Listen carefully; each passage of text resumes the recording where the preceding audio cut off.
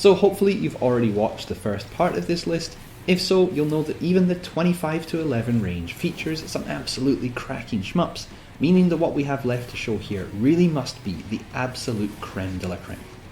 Obviously I think it is, but before we look at these 10 games, a quick reminder that they will be presented in no particular order, since the only important thing to know is that if a game has made it onto the list, it can only be because it is a top quality, and I don't think numbering them individually helps anyone.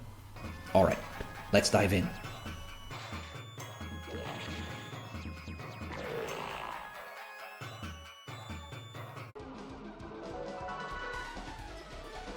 Irritating and borderline exploitative as the way the Darius Cozmic collection was released may have been, there can be little doubt that the main package is well deserving of a place on this list.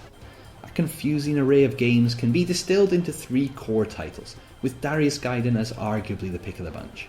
With M2 at the helm, there was never any real doubts about the quality of the port job, and for anyone with even the remotest interest in battling giant aquatic space robots, which I assume is everyone, the only question you should be asking yourself about this collection is which version to buy.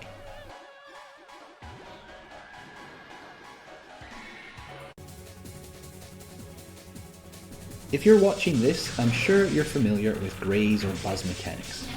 Dozens of shmups have them, and they're no longer particularly remarkable. Psyvariar Delta, however, takes the buzz mechanic and places it front and centre of the whole experience, providing a really unique take on the system and creating almost 2 distinct games in the process. You can play like a regular shmup with the goal of making it to the end, and if you do, you'll make it without too much problem and come away wondering what the fuss is. Embrace the buzz though and play this as a score chaser, and you will open up a whole new world of alternate stages, smart tactics and flowering Danmaku beauty as you keep your ship in a near constant state of invulnerability and, contrary to your every instinct, actively try to fill the screen with as many enemy bullets as possible. The fact this comes in a great package with alternate versions, soundtracks and even a bonus ship is just the cherry on top of an already unmissable classic.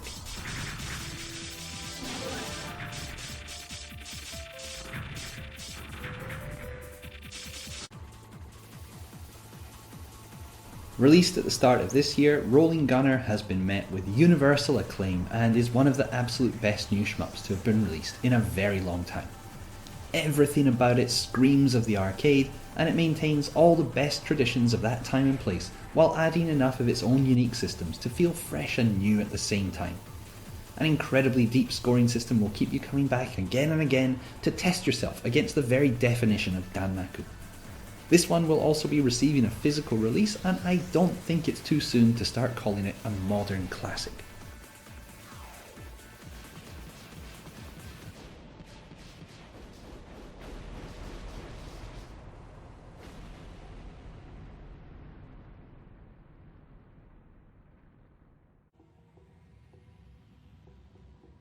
Made almost entirely by one man, Danmaku Unlimited 3 takes the idea that mobile games can't make the jump to consoles and smashes it into little pieces.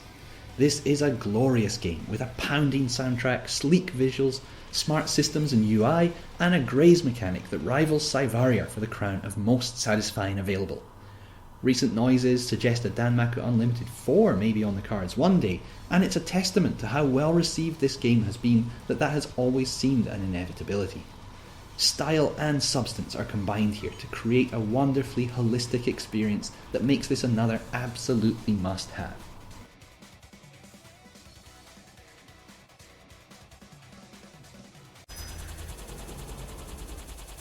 More famous for its clothes-shredding shame break mechanic than anything else, Caladrius Blaze has, in my opinion, been done a massive disservice. Hiding beneath the admittedly perverted surface of Moss's Vertizontal is an intense yet accessible shmup that offers such a mind-blowing amount of unique weapon variety that playing with different characters can feel like playing a different game. Add a host of modes and dozens of unlockables, and this package eclipses its more famous sibling Raiden 5, especially on Switch. And with the option to turn off the naughtiness, there's no excuse not to have this one in your collection.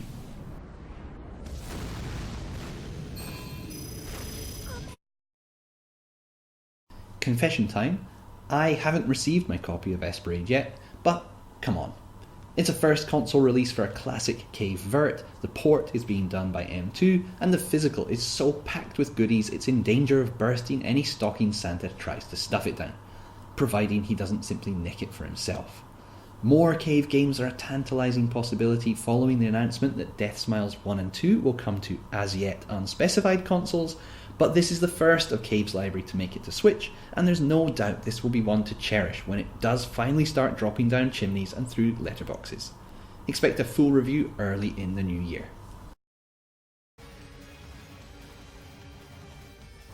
From its impeccable opening cutscene to its final enemy encounter, Devil Engine offers a classic shmup experience tweaked for modern sensibilities. Pixel art has rarely looked so good, and while Devil Engine doesn't reshape the wheel, everything it does expertly. Its weapon system and perfectly balanced risk-reward protective burst mechanic give it its own distinctive feel, and a wealth of filters and palette swaps can be unlocked through repeat plays. Add this to the dozen or so challenge modes, and longevity certainly isn't a problem here. Upcoming DLC promises to drag an already stellar experience to a whole new level, and while a physical hasn't been confirmed, it would be a huge surprise not to see one, and this is one case where no one could claim it was anything other than richly merited.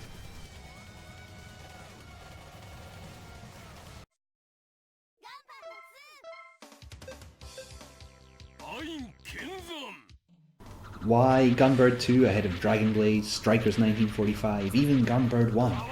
There's no real answer. Psycho's verts are nearly all awesome, and you can't really go wrong with any of them. In fact, more than any single release, I highly recommend the physical collections. But we all have our favourites, and Gunbird 2 is mine. There's no radical departure from their other shmups here, but it feels like this one's the most polished and fully realised. It has that perfect mix of silly charm and robotic threat. The visuals are up there with Dragon Blaze, and whether you're playing for score or survival, it's a game that can be played 100 times over and never get boring.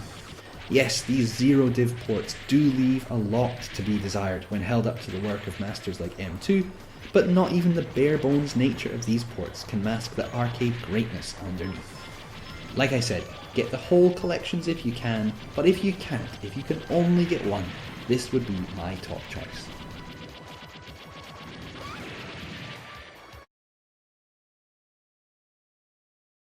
What is there left to say about Ikaruga? Treasure's polarity-switching Danmaku vert isn't to everyone's tastes, but can there be any question of it deserving its place on this list? Not for me. Beautiful visuals and a unique art style and atmosphere that hint at lore and history that can actually be explored in the wonderful gallery, this is for many people the king of shmups full stop, and the only reason not to own it on Switch is if you're waiting for the physical. And even then, you really should still have this.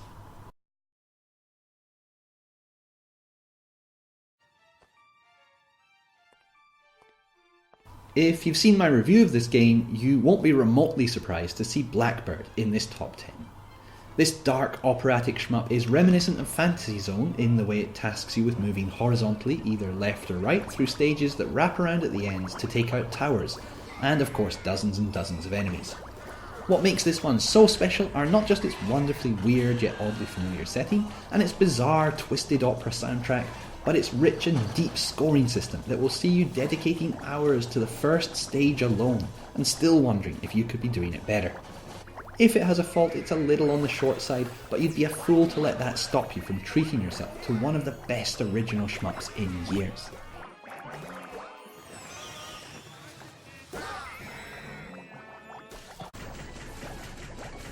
So, there we have it.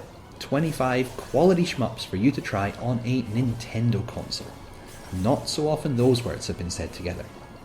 And what's all the more incredible is that we are likely only halfway through the Switch's lifespan, meaning we can expect, or at least hope for, about the same again.